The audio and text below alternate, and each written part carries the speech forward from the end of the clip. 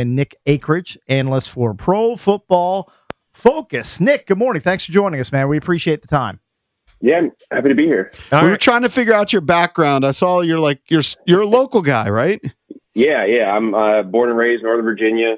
Been here my whole life, and just joined PFF and kind of made a career out of it. Yeah. Did you play football, or how'd you get into it? No, I never played football, which is not great for the PFF background. We get a lot of hate with that. No, I played basketball growing up. Just obviously loved football, and spent basically the last 10, 11 years of my life studying this game relentlessly, basically. Hey, Nick, before we get into the Commanders' defense, I'm looking at your tweet from a couple days ago about Josh Conerly, and it's at PFF_Nick Akridge on Twitter.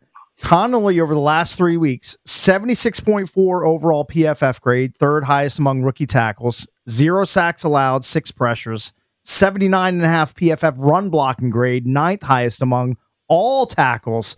So he's starting to bear fruit. A lot of people thought, what are the Commanders doing drafting an offensive lineman late in the first round? They have other needs, but he's starting to blossom late in the season.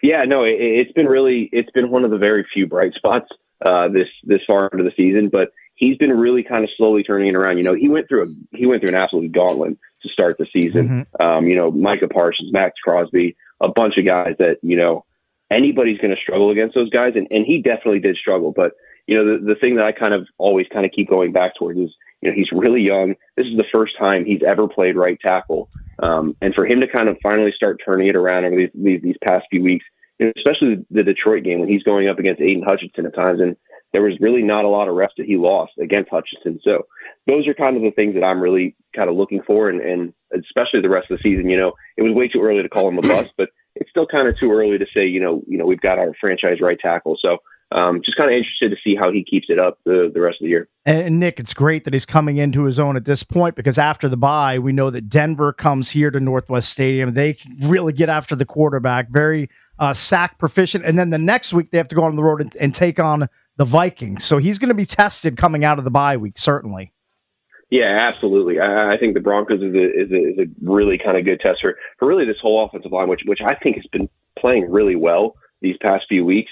I think it's, not a lot of people have talked about it because of, the defensive issues and really kind of the lack of the points. But I think the offensive line has played really well. Laramie Tunsil's been great. Cosme is kind of starting to get back into form. And then obviously Conerly. All right, so I wanted to get you on to talk about what you noticed. It's only one game, one little sample, but what you noticed about DQ's defense, where he's leading it versus Joe Witt, and we know that DQ's always involved. His headset's always on, but it's different when you're actually the last guy, right? And you're the guy implementing the game plan, etc. It certainly seemed to me from afar that he was way more involved last week, and you did get some better production. It wasn't any unbelievable performance, but they made a few stops. Yeah, no, definitely. I think so. Even the week before Joe Witt's last week calling plays, they did make a little bit of changes. They made it a little more simple. They played a lot more zone. But this past week against the Dolphins, they kind of pretty much flipped everything they did. Going into it, they played man coverage on over 30% of the plays. Last week it was only 12%.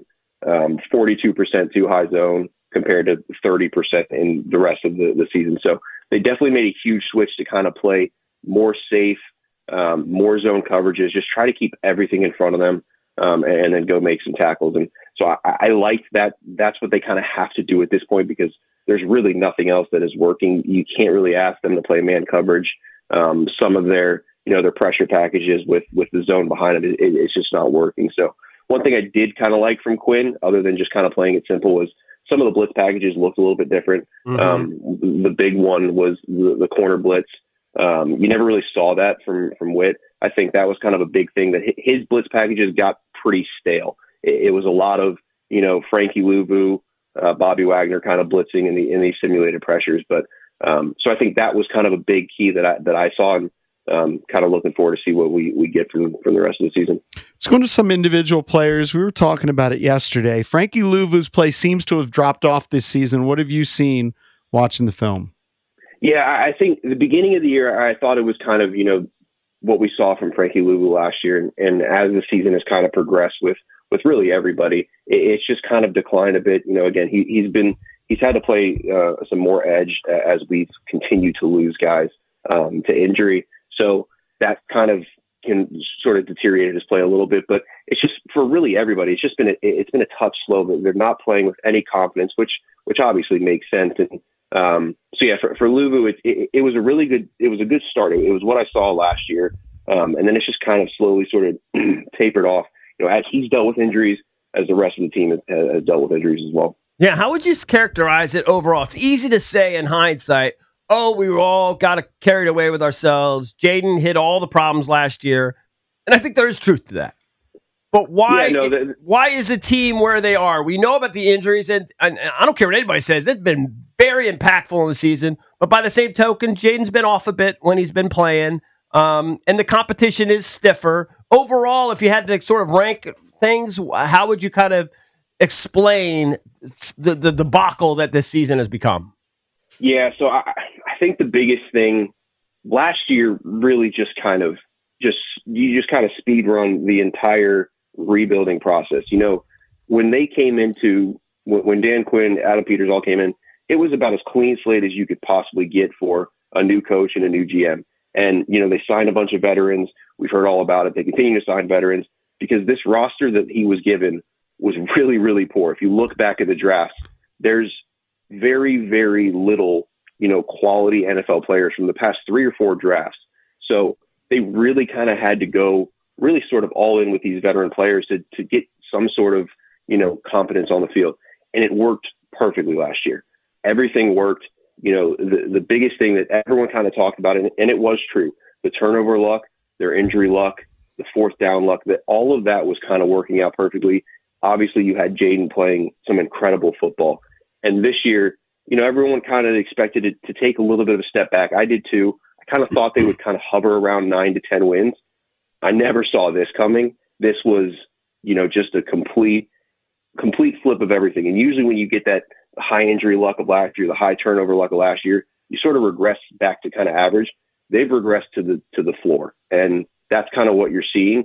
The injuries have played a huge factor, but it was always going to kind of be hard for them to sustain this because they never really had that depth, and that takes time to build through drafts. And they just kind of had to sort of put Band-Aids over this roster with a bunch of, 1-year veteran rentals. NFL Talk of the Fan is presented by Paramount Plus. You can't count on much these days, but you can always count on Sundays with the NFL on CBS and Paramount Plus. Watch your local NFL game every Sunday on CBS and Paramount Plus all season long. Go to ParamountPlus.com/NFL to get started today. So, Nick, what's your best guess on Jayden Daniels' return timeline coming out of the bye week? Yeah, honestly, I wouldn't be too surprised at anything that, if he comes back after the bye. We've heard reports about that. Me personally, I would take it a little bit slower, but, I'm not a doctor. I'm not 100% sure what this elbow injury kind of, really fully entails. But to me, if he's ready and he's fully healthy, I've gone back and forth with it, but I would like to see him play. Obviously losses are at this point kind of better for the team. But you do want to kind of see him get in there and try to get back into a rhythm. We kind of talked about it a little bit where he's been a little bit off at times this year, but he's kind of very much a rhythm passer. It's always taken him a little bit to kind of get into games. That first quarter is a little bit off, and then he kind of turns it on the rest of the game. So it's kind of the same as the season progresses. We saw it obviously last year where towards the end of the season he was playing some incredible football. So I would like to see him kind of get some more reps, but the injuries are always out there, but it's tough to kind of, be scared about it the whole time. You just got to let him sort of play. Nick, thanks so much for the time. We'll have to have you on again. That's Nick Akridge, analyst for Pro Football Focus. Give him a follow on Twitter at PFF_Nick Thank Akridge. you, buddy. Thanks again, man. Appreciate it. Appreciate it. You guys have a good one. All right, Yep. You too, bud.